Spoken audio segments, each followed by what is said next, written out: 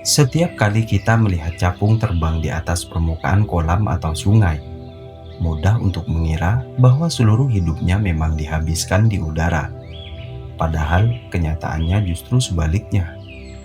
Sebelum memiliki sayap dan kemampuan terbang yang luar biasa, capung terlebih dahulu menjalani sebagian besar hidupnya di dalam air. Pada banyak spesies, fase kehidupan di bawah air bahkan berlangsung jauh lebih lama dibandingkan masa hidupnya sebagai capung dewasa. Siklus hidup itu dimulai ketika capung betina telah selesai melaksanakan proses ritual perkawinan di udara.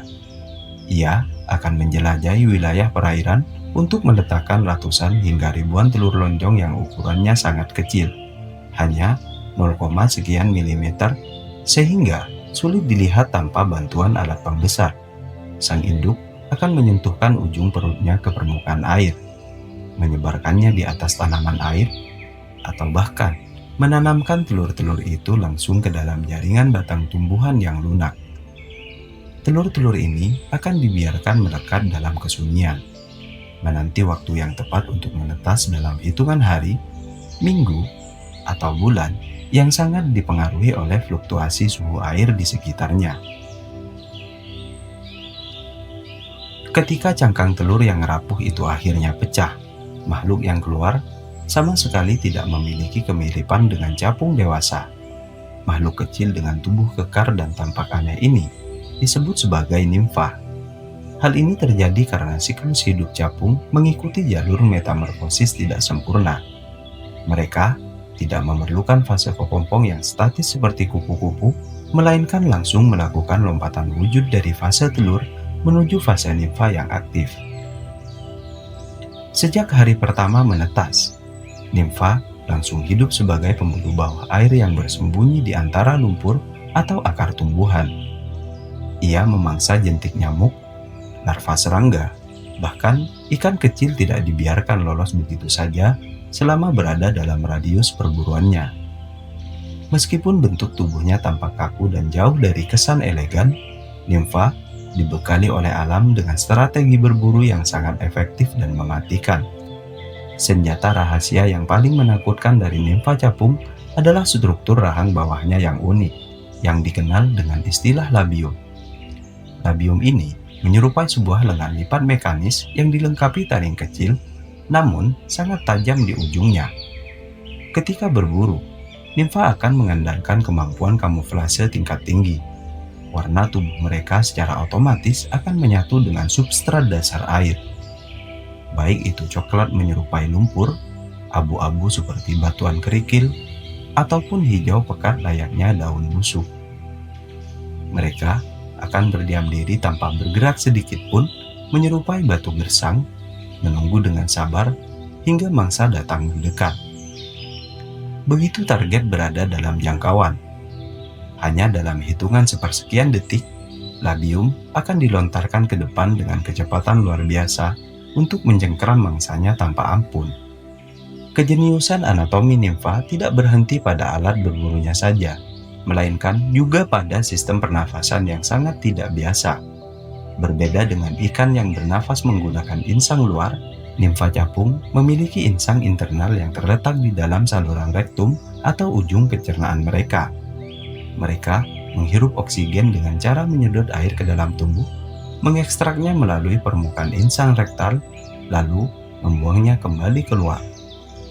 Menariknya, mekanisme bernafas ini merangkap fungsi sebagai sistem propulsi jet alami. Saat berada dalam bahaya atau ingin melancarkan serangan dadakan, nimfa akan menyemprotkan air dari rektumnya ke belakang dengan tekanan tinggi layaknya sebuah roket mini. Dorongan hidrodinamis ini membuat mereka mampu melompat maju dengan sangat cepat di dalam air, menjadikan makhluk yang sangat adaptif sekaligus sulit untuk ditangkap. Masa kehidupan bawah air yang penuh ketegangan ini berlangsung sangat lama untuk ukuran serangga kecil, yaitu berkisar antara 6 bulan hingga 5 tahun. Sepanjang waktu tersebut, karena kulit luar mereka kaku dan tidak melar mengikuti perkembangan ukuran tubuhnya, mereka harus melewati belasan kali proses pergantian kulit atau molting dan membangun struktur fisik yang semakin kuat.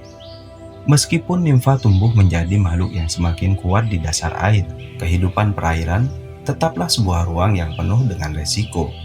Mereka harus terus bertarung memperebutkan wilayah dan makanan, bertahan dari ancaman kekeringan, serta menghindar dari terkaman ikan predator yang lebih besar atau burung air yang lapar.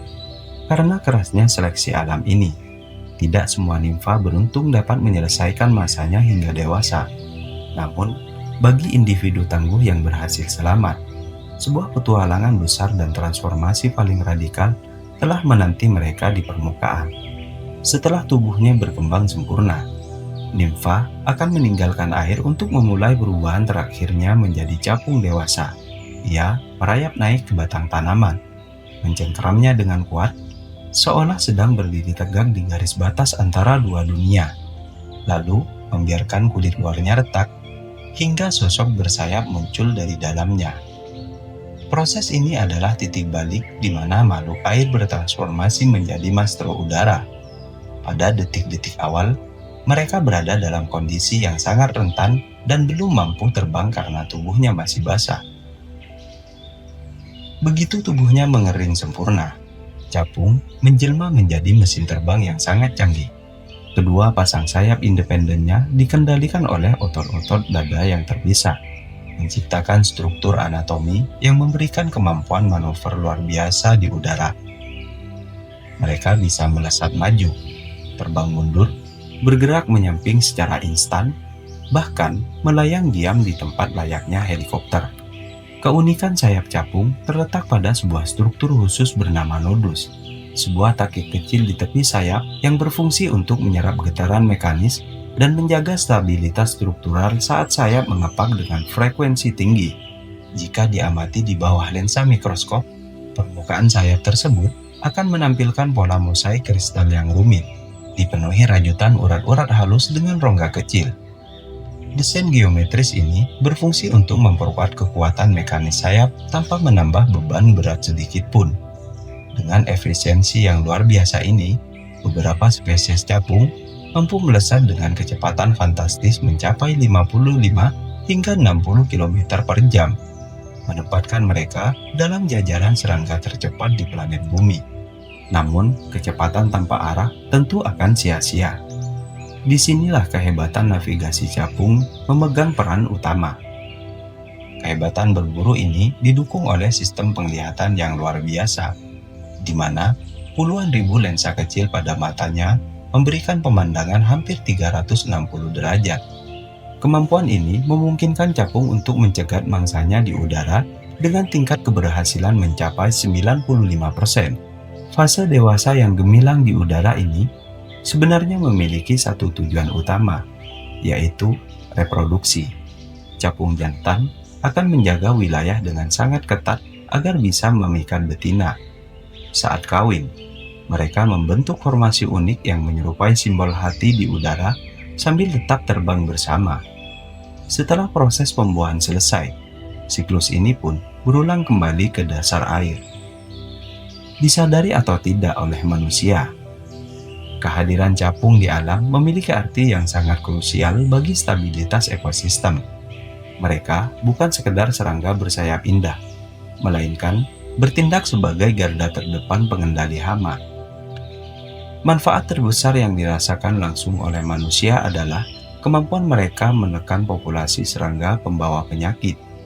Jika sebuah ekosistem kehilangan populasi capung, keseimbangan akan runtuh, memicu lonjakan populasi nyamuk secara tidak terkendali yang berpotensi meningkatkan risiko penyebab wabah penyakit mematikan seperti demam berdarah, malaria, hingga virus Zika secara drastis di lingkungan permukiman manusia. Lebih dari sekedar pembasmi hama, capung adalah sebuah sistem radar atau indikator biologis yang sangat jujur dalam menilai tingkat kesehatan lingkungan. Sifat sensitif mereka menuntut kondisi perairan yang bersih, kaya oksigen, dan bebas dari paparan polutan beracun. Oleh karena itu, para peneliti ekologi di seluruh dunia menggunakan tingkat kehadiran populasi capung sebagai parameter untuk mengukur kemurnian air di kawasan sungai, danau, maupun rawa. Jika di suatu wilayah perairan angka kehadiran makhluk ini mengalami penurunan, itu adalah sinyal peringatan awal bahwa ekosistem air di tempat tersebut sedang mengalami pencemaran yang serius. Di samping itu, dalam struktur piramida makanan, capung menduduki posisi tengah yang sangat vital. Tubuh mereka adalah sumber nutrisi penting bagi makhluk yang lebih besar seperti burung, laba-laba, katak, hingga ikan predator.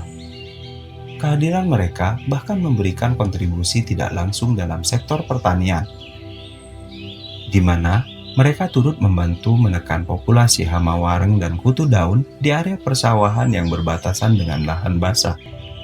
Keberadaan mereka adalah penanda bahwa alam masih bernafas dengan sehat dan langit masih memiliki penari setianya. Sayangnya, terlepas dari segala ketangguhan berburu dan peran pentingnya bagi alam, kehidupan capung kini berada di dalam kondisi yang sangat rentan.